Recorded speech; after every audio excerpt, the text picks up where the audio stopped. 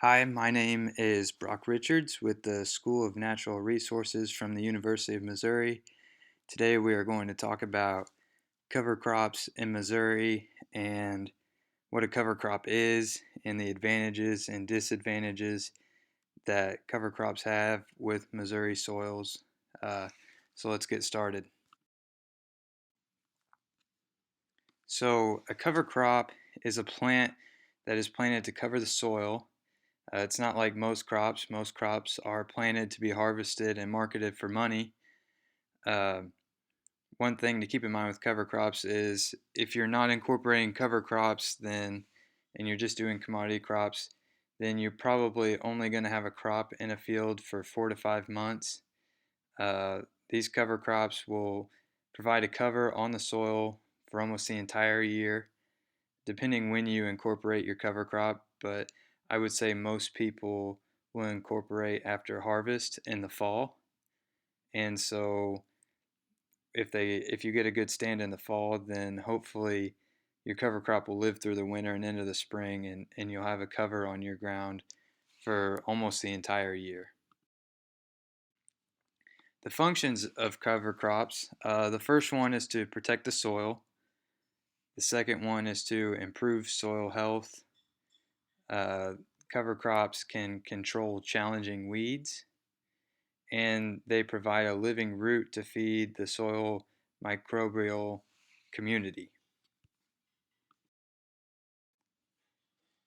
There's three main ways to incorporate cover crops into the soil. So the first one would just be a drill that you would hook onto the back of a tractor. A drill is gonna have less of a seeding rate than the other two options because you know you're going to get seed to soil contact with a drill. The other option is to broadcast. Uh, Basically, just with like a fertilizer spreader, you'll broadcast it into the soil. Most people then would work it into the ground with some kind of vertical till or a disc or a field cultivator to make sure that that seed gets worked into the ground. Pretty much the same thing as broadcasting will be. There's just a different type of broadcast as an aerial broadcast.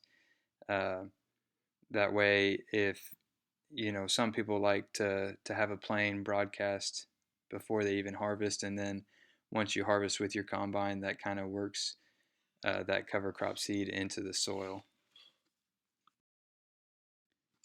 Some disadvantages to having cover crops incorporated into your system.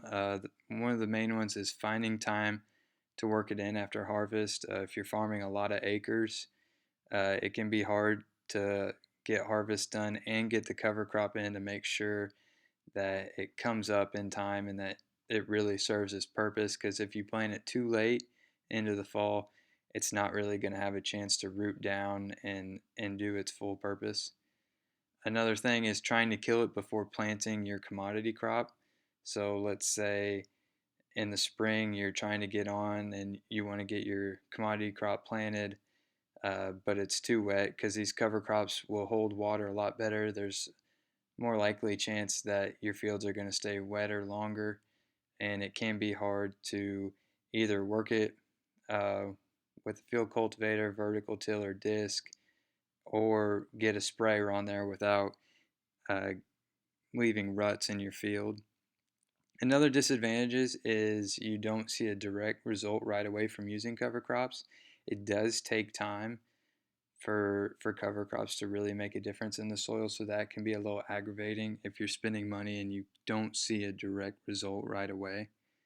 And obviously, cover crops are not free. It can be expensive, especially depending on what crops you use.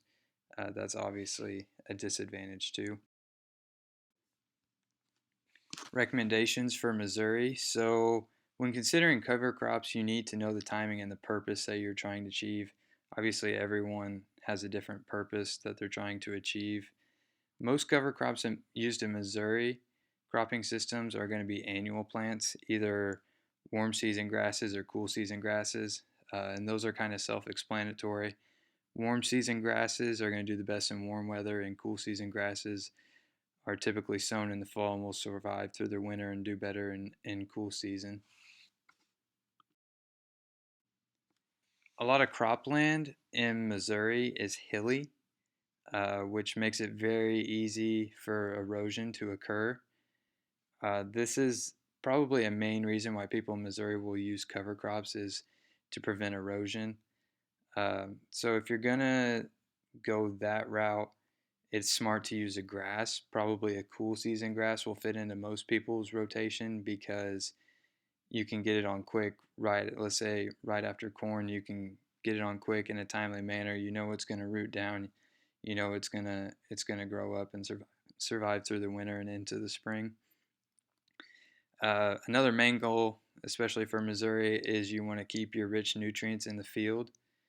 This kind of goes hand in hand with erosion because the more erosion that you have, the more that your nutrients are going to wash away into the water stream. So if you're going to stop this, it's nice to have an incorporation of a mix of a grass and a brassica, such as a turnip or radish. These turnips and radishes are going to root down deep and be able to soak up a lot of nutrients, and then they will kill sometime throughout the winter and put these nutrients back into the soil. Um, like it kind of says, it is smart to have a mix because different cover crops are going to serve different purposes. Like a grass is going to hold the soil together better for erosion, but a turnip or a radish is going to do a good job of keeping your nutrients in the soil and rooting down and breaking up compaction. Some of the advantages, or one of the main advantages that cover crops can do to your soil is they can begin to increase soil organic matter.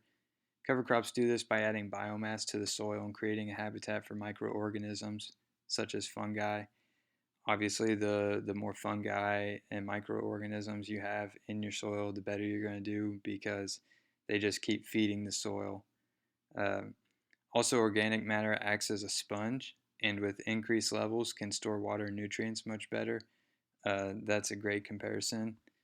It acts as a sponge in that way. It also acts as a sponge when it comes to compaction. Instead of absorbing the compaction from heavy equipment, it will actually act as a sponge and not cause compaction with increased levels of organic matter.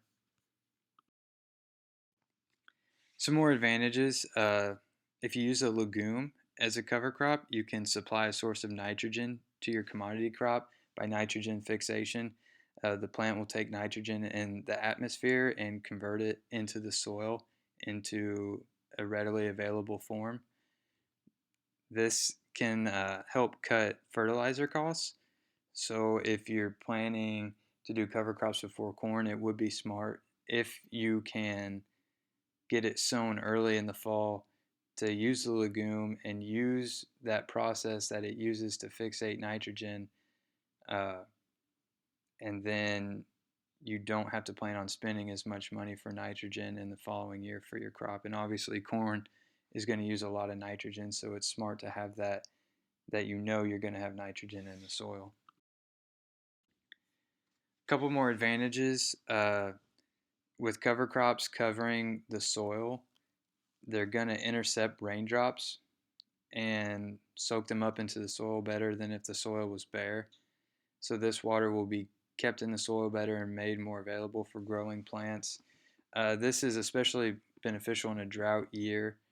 Uh, we've done this on our farm. It seems to be true and it seems to work. Obviously using cover crops helps the soil to be more healthy, but this is one of the main reasons that I like them. They keep water in the soil, and in a drought year, that pays dividends to have water available to the plant. Another thing that is very important is cover crops are good for the environment. Like we said, we talked about erosion and nutrients running off. Well, these nutrients find their way into the water stream and will pollute the environment. And this is becoming a bigger deal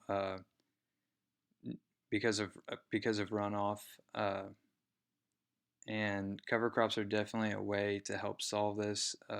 so they can help solve farmers' needs and needs for the environment that is very beneficial. For more information about cover crops, you can contact your local MU Extension office. The one in Boone County is located at 1012 North Highway UU in Columbia, Missouri. There's the phone number, the fax number, the email, and website. If you have any more questions, you can always get a hold of them. Thank you.